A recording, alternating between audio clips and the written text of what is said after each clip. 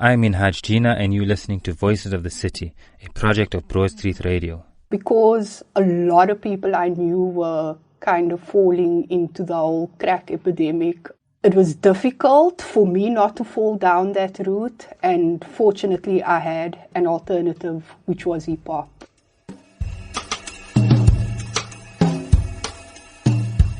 You are listening to Voices of the City, hosted by minhaj, jeenah, and produced by Volume. The 6-part series will explore race, history, and resistance through hip-hop culture in Cape Town from the 1980s until today. In this episode, we're at Bush Radio with Shameema Williams, who, along with EJ and Bernie, formed the group known as Godessa.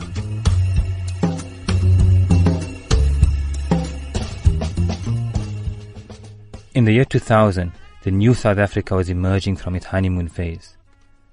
The deep cracks in the country's foundation, formed by more than 300 years of oppression and masked by the 1994 hope of a new society, was beginning to be exposed. The cracks were expanding, forced apart by unresolved and worsening social ills. In Cape Town, most remained bound by the shackles of poverty. Race, gender, and class inequalities remain unchanged since 1994. Some, especially along the Cape Flats, found refuge in gangs. In Woodstock, close to the inner city, a young storyteller by the name of Shameema Williams found refuge in a growing movement called hip-hop. Through hip-hop, she began to reimagine a new society. Shameema was a revolutionary. She was immersed in community hip-hop movements in the city. She would run circles around male MCs who dominated the culture.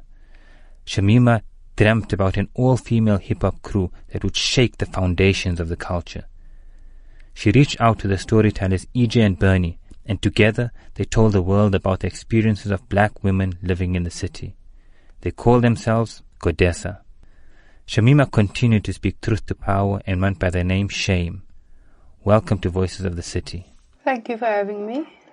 Before we start the interview, can you tell us where we're sitting right now? To be exact and specific, we're sitting in the studio of the first radio show in Cape Town, in the oldest radio station on the continent called Bush Radio. And we are in Woodstock. It's just a short distance away from the CBD and Cape Town Harbour. It's a very cool little suburban area that sometimes crosses over between like a ghetto sort of feel and also this very professional suburban side to it as well. And then it's got this amazing undercurrent of a very artsy vibe also. So I think that's Woodstock in a nutshell, and even Bush Radio as well. And you grew up not far from here? Yeah, I grew up just on the other side of Woodstock, an area called Warm Estate, which is sort of at the foot of Table Mountain, at the top of District 6, and then also here in Woodstock and Salt River, so sort of all three areas around here. And were your family always living in Woodstock? No, my maternal family comes from the West Coast, a small rural town called Momri. You know, one of those old Moravian towns. And then my father's side of the family come from Bonteheuwel and District 6. Okay, and how did they end up here? My mom's side, my grandmother came to work in Cape Town as a young woman. She initially came to work in Sea Point, which was a predominantly wealthy Jewish area at the time. And she migrated from Sea Point up towards the city and eventually settled in Warm Estate.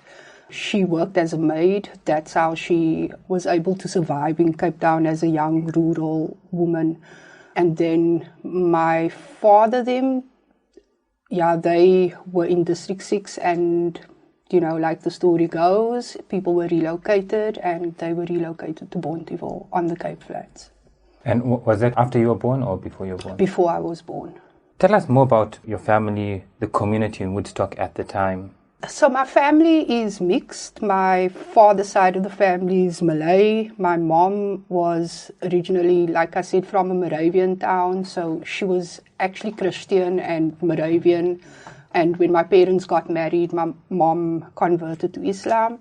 And so through the influence of my father, other family members like my grandparents also converted to Islam. And so, yeah, by the time I was born, half of my maternal side had converted and settled in a sort of Malay area, which is Bome State.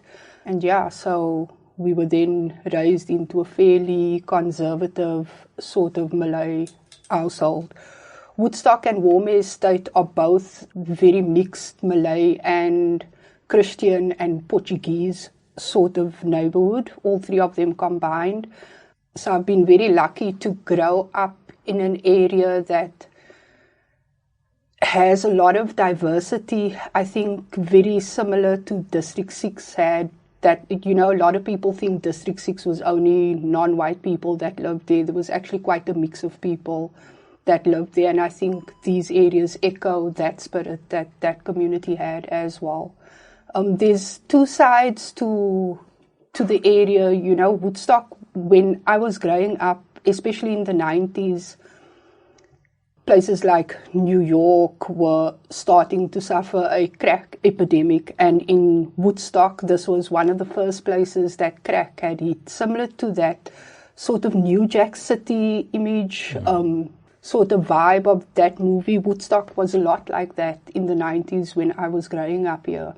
A lot of people that I grew up with very quickly became addicted to crack. It happened like that overnight. It wasn't something I'm surrounded by it all the time, because you live in Woodstock, you are going to be surrounded by a lot of merchant houses where they sell drugs, and gang leaders. A lot of their headquarters are based in Woodstock and so forth. So there's the seedy element that exists, but there's also this other element that exists as well. It seemed like a lot of artists, hip-hop artists at the time, especially in Cape Town, didn't start off emceeing, started off b-boying, or started off practicing other parts of hip-hop culture. Was it the same for you? Oh no, I always wanted to be an MC.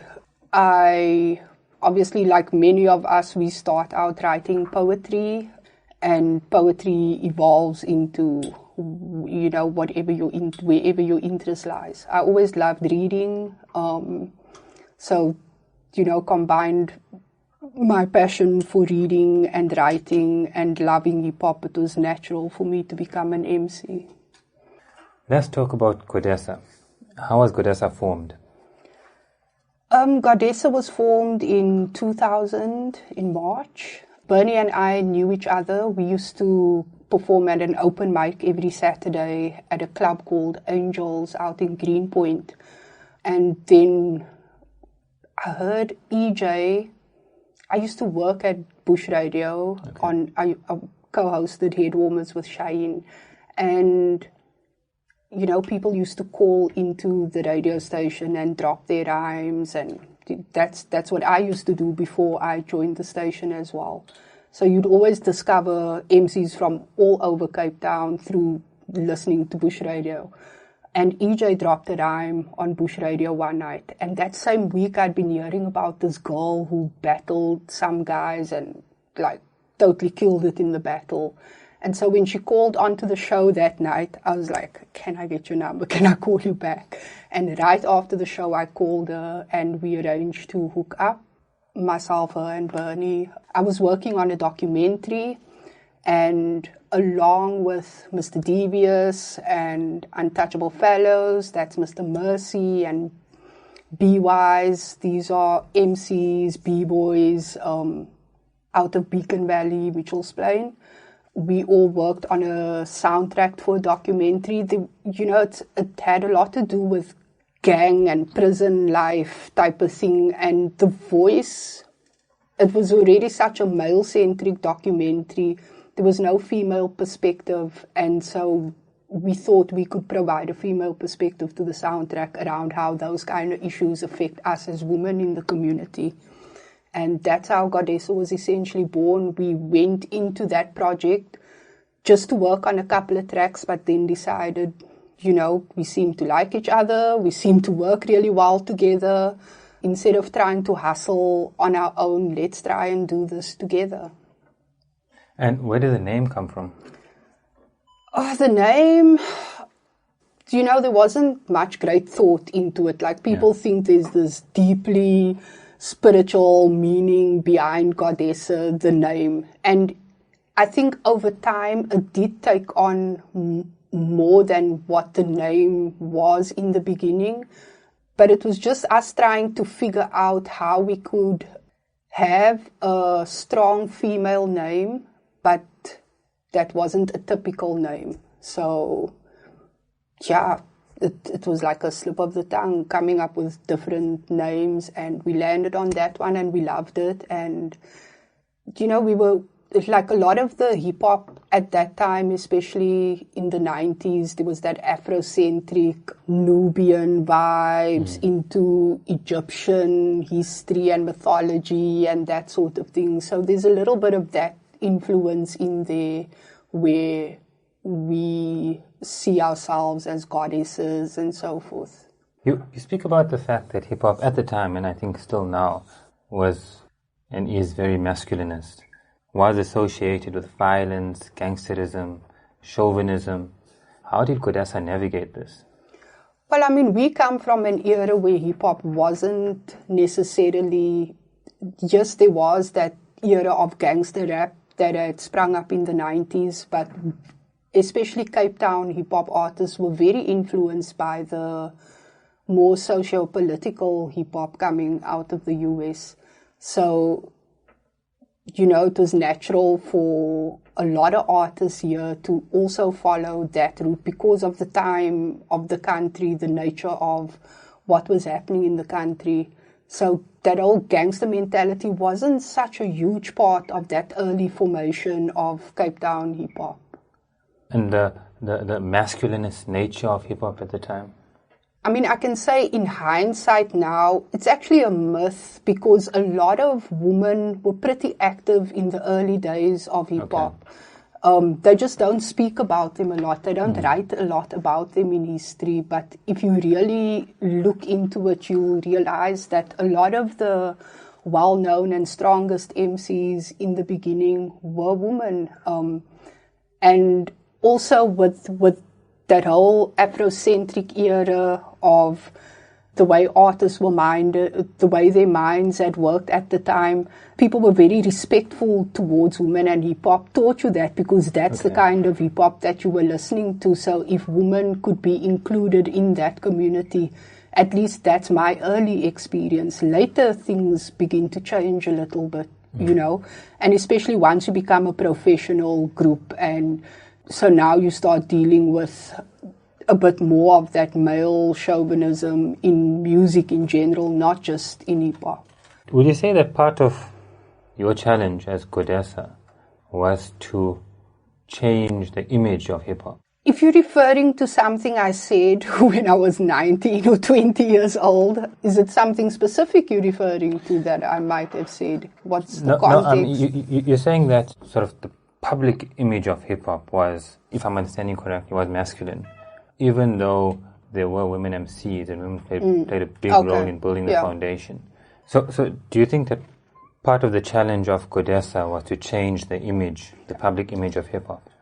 I think, again, that comes a bit later. In the beginning, based on our experience, the men in the community were very supportive. So if you wanted to be an MC or breakdance, there were guys that were going to teach you to do that, Besides, it was cool to have a girl in your crew or something like that, Where it does become challenging is when you battle. Like EJ was a battle MC, Bernie and I used to battle a little bit. And watching other women battle, guys are vicious, and it always comes down to genitals and if they know things about your personal history. So it's a little bit like high school slut shaming and that type of thing. So as a female MC, you can never step into a battle and think that you're going to go up against an MC that's going to respect you as an MC and drop lyrics that are not about your genitals or the way you look or, So initially, I think that was one of the most challenging things. And then just as time goes by, I think we were fortunate to emerge at a time when hip-hop was starting to become a part of the bigger South African music industry, where it wasn't just this isolated movement. And once we were able to evolve into becoming a part of the industry, then it also became a bit more challenging, because a lot of groups who had been around for a long time, who'd been working really hard for a long time and putting out music, weren't getting the recognition that we were getting. So it's almost like on the flip side of things now, where males are always getting the most publicity and the most attention in hip-hop, we were able to garner some of that because maybe it was trendy, maybe it was because we were a novelty, maybe it was just the time. I'm still not sure why, but yeah, that did cause a bit of challenges for us as well. A lot of your music is about self-actualization, which I think was important at the time. It was post-94, a lot of people were trying to figure out their identities, a lot of communities were trying to figure out their identities. Godessa rejected the apartheid race categorization, and you yourself often, or I think in most cases, refer to yourself as black. Can you tell us about that? Yeah, that's actually something that's changed over time. I think, going back again to what was influencing and the kind of artists that were influencing Cape Town hip-hop specifically was that Afrocentric stuff, the notion of Islam influenced hip-hop and that sort of thing. So if you were part of that mindset and that community and identify as black because, you're from Africa, you descendant of slaves, like that whole history and that whole mindset and consciousness that type of hip-hop had. So for us as colored people here in Cape Town, already there's almost this rejection of the colored race, and there's this identity crisis that we as colored people had then and still have now. So it was just, I think, a way of fitting in who we are at this moment right now as the country's changing and what we are influenced by. We see ourselves as young black women that wants to have a voice outside of just identity and race, Yeah. But today, I see things completely differently, and this is the thing about growing up, Even the music you made when you were 20 years old might not necessarily reflect the views that you have now. So now I'm very proud to say that I'm colored. Not that I don't want to say that I'm black, because I am also black, but the colored community is often misrepresented and sidelined, and there is a lot for us to be proud of. And so I see our identity a little bit differently than I did when I was much younger. In 2002, Social Ills drops and is played across the country and across the world. It shakes the foundation of the culture in Cape Town. Did the song reflect the mood of the city at the time? A lot of Godessa's songs were especially the early songs, were very organically produced and written. It wasn't like we sat down and thought about, let's write a song about the social ills in our society. We heard a beat, and this is the relationship for me often with the beat when I'm writing something.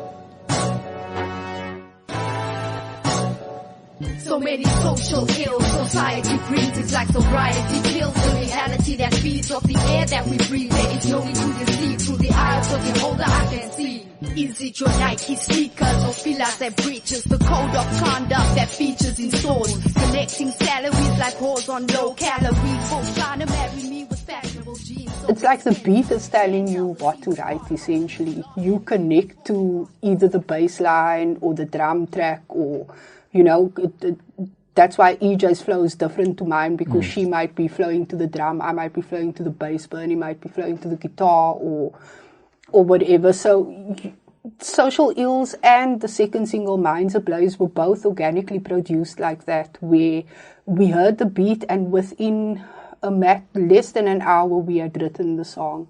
So that's where our heads were at as individuals and as people, and so that naturally comes through in whatever the beat is telling you to do. So you're not like conceptualizing, sitting there thinking, oh, we got to write about this because this is now an issue. And, sometimes it is like that because you maybe get commissioned to write a song for a specific theme or something. But yeah, Social Ills was pretty organically produced and written. Must have been a shock when you realized that it had such an impactful political message. I think I only saw that afterwards, because when it's happening to you, you don't see the impact, right? And Social Ills wasn't a commercial success. It's more of this sort of underground cult type of classic. And it's the song that got us signed to African Dope Records. Through being signed with them, we were able to produce this incredible pink music video, as it's known. And for me, the music video was more impactful than just the song itself, because the music video was so artistically created. Also, two girls that made the video. You can take so much away from the song, but when you experience the song with the music video, it really takes you into our heads and paints a perfect picture of what we were thinking. I don't know, it's crazy, even more so than just the song on its own. But in hindsight, again, Social Ills, I think, caught on because it was catchy. I think that's what drew people in, and only afterwards they get the message, and that's the trick, Mos, to try and draw people in that way. You spoke about your second single, Minds Ablaze, which was released after Social Ills. And you're saying that it was like Social Ills, emerged organically. But interestingly, it was like a very clear deviation in terms of the message that it portrayed from Social Ills. Did Godessa realize that deviation was there at the time? Well, again, the process of that song, how it happened was we were rehearsing with our band at the rehearsal studio, and the keyboardist was playing that melody that you hear in Minds Ablaze, the keyboards. And then the rest of the band started jamming. Okay. Months later, we were working on Spillage, on the album, and we needed a single. And we'd gained enough popularity at that time, but we hadn't crossed over to being on commercial radio enough. And so we did need something that would help us to cross over. So we needed something with a different sound. And we remembered the song from the rehearsal. Luckily, we had recorded the rehearsal. And again, the same like Social Ills, within an hour, we had written Minds Ablaze. And Grenville had produced it based off of the keys from the original recording.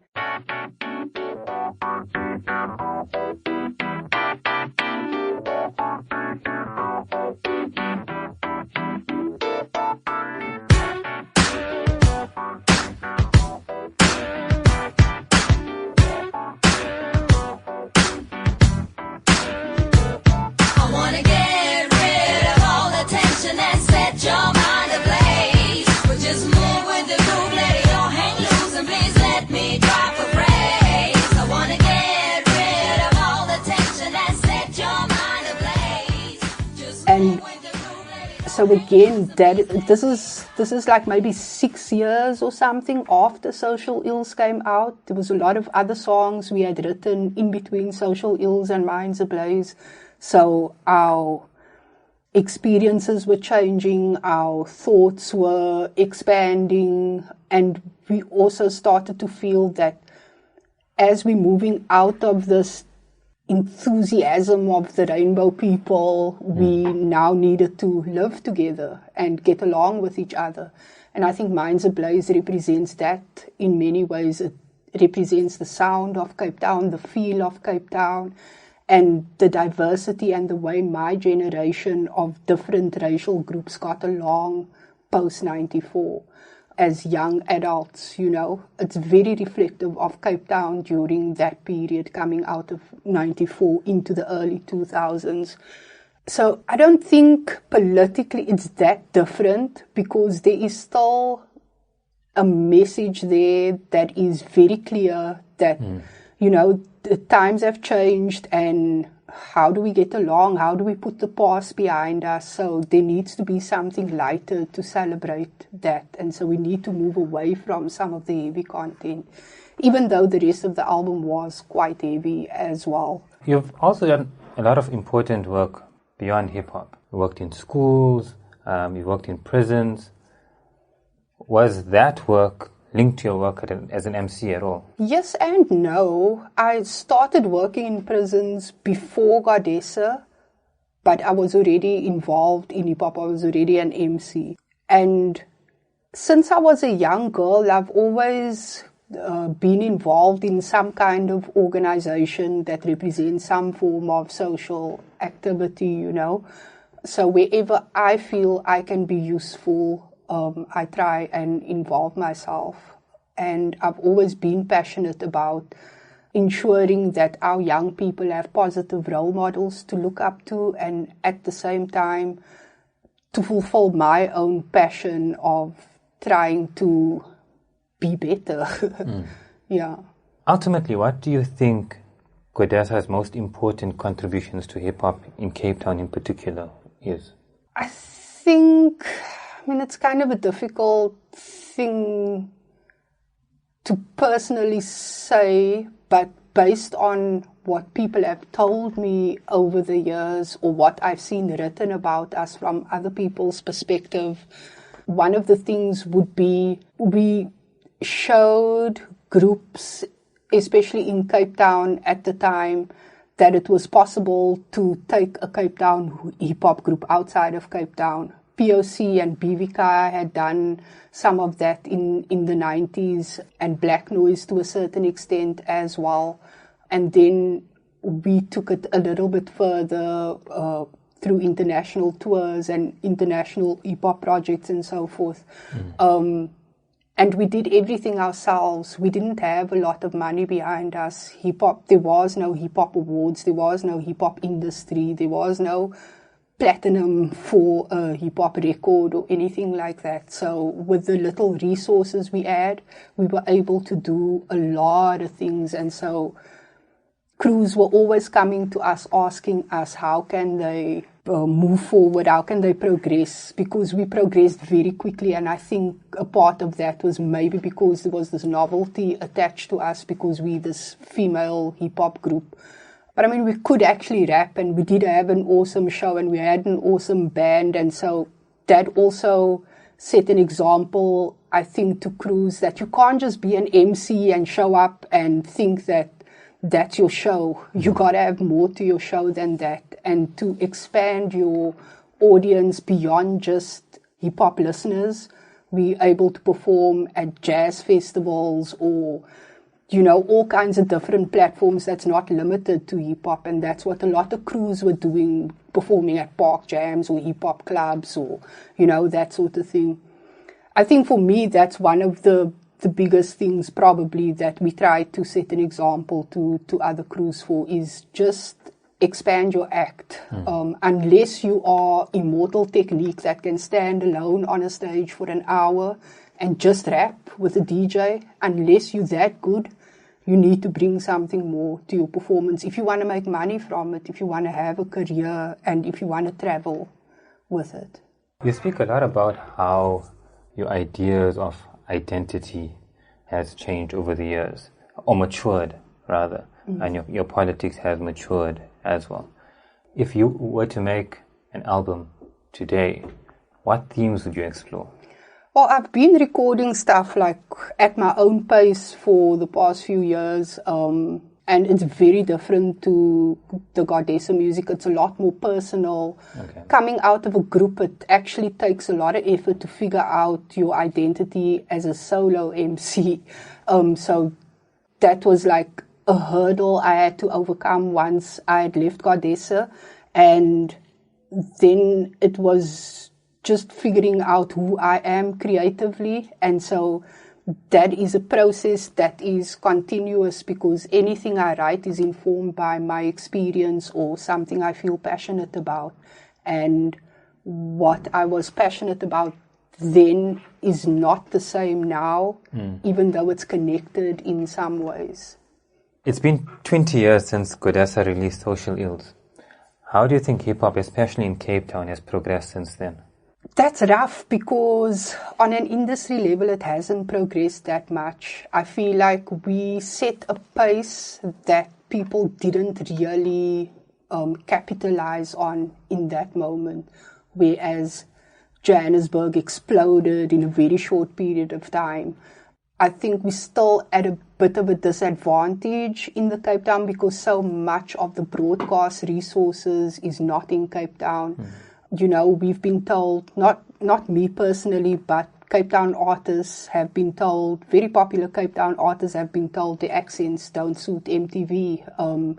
So their music is never going to get played on MTV. Those kind of challenges are going to inhibit Cape Town artists from having national artistic fame in some regard, because you're not visual enough in the way that MT is, or, you know, some of the top 5 Joburg artists or something. The top 5 artists in Cape Town are not half as visible as the top 5 artists in Joburg on a national or continental scale. So as long as that divide still exists, it's very difficult for Cape Town and some of the other smaller provinces. It's very difficult for them to grow. So you kind of have to keep it in the city, and there's just not enough money for it to sustain itself and for it to really grow into a lucrative path to take. But on a movement level, it's still pretty much the same. People are very sentimental in Cape Town hip-hop. They like to hold on to the past a lot. I think that is to their own detriment. That is to our own detriment, because we hold our own progress back. Can I add to that, though? The one thing that has happened that is super positive about Cape Town hip-hop is the growth of Afrikaans hip-hop and the dialects around Afrikaans hip-hop. Whether you in the Southern Cape or the Western Cape or the Northern Cape, there are these hip-hop dialects and styles that have emerged. That is the most exciting thing for me to happen since POC or since Godessa. There is a viable industry that is waiting to be tapped into there, besides the creativity of these artists that have come up, from Jacques to Jitsvinger to artists from the last 15 years especially. Oh man, they're incredible, and a lot of them have really cool acts, but the opportunity to perform and exploit, there's just too little of it. But if you take a group of Afrikaans hip-hop artists now and you put them on a West Coast tour to the Southern Cape, to the Northern Cape, you're going to have packed houses. It's going to be a different hip-hop experience to Joburg or to Cape Town, but it's going to be a hip-hop experience that has the potential to become the identity of Cape Town hip-hop, you know, to finally have a solid identity for Cape Town hip-hop. I mean, it really is incredible.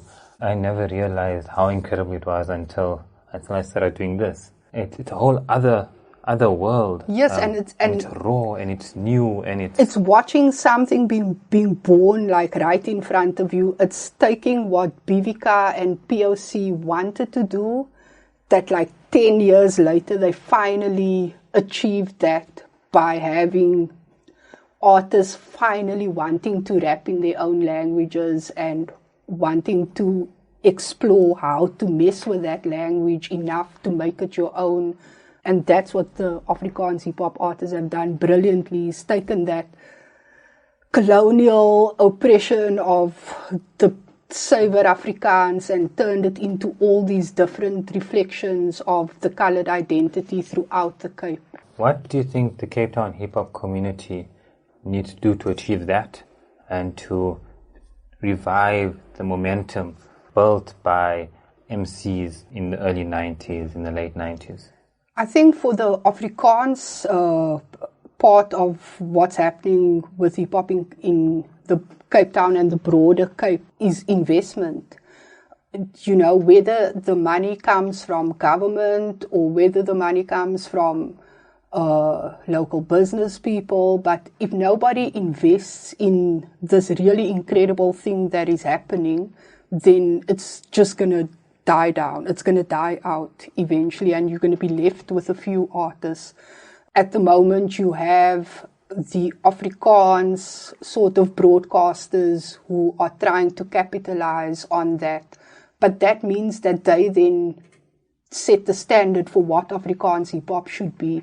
A great example of that is with the Guma Awards. They introduced the hip-hop category for the first time about 4 years ago. And if you know anything about the Guma Awards, it's very white, Afrikaner white.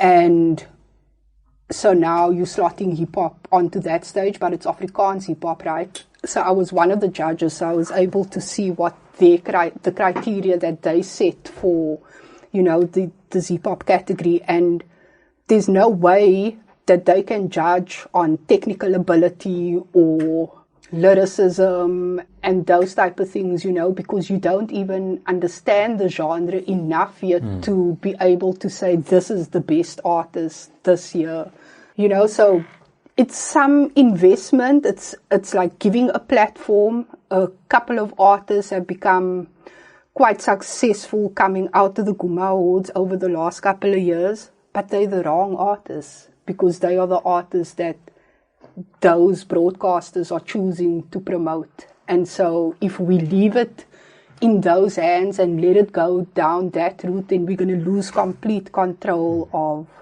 something that took so long to finally say, yeah, we are Afrikaans hip-hop, our identity.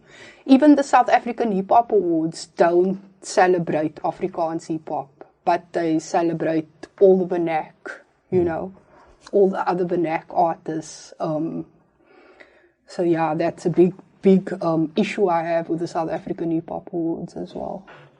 Shameema, top 5 artists right now in Cape Town? In Cape Town, it's always Mr. Devious. He's not alive, but he will always be. Jacques also passed away, but his music lives on. Isaac Mutant, always one of the best. Bernie Aman, she's not here, but she's always been one of my favorite lyricists. And Jitswanger, yeah. Shameema Williams, it's been a pleasure. Thank you for joining us. Thank you for having me. This has been Voices of the City, and I'm your host, Minhaj Jeenah. This episode was produced by Amina Deka Asma and Volume. Join us next week for another episode where another voice of the city will continue to take us on the journey of exploring race, history and resistance through hip-hop in Cape Town.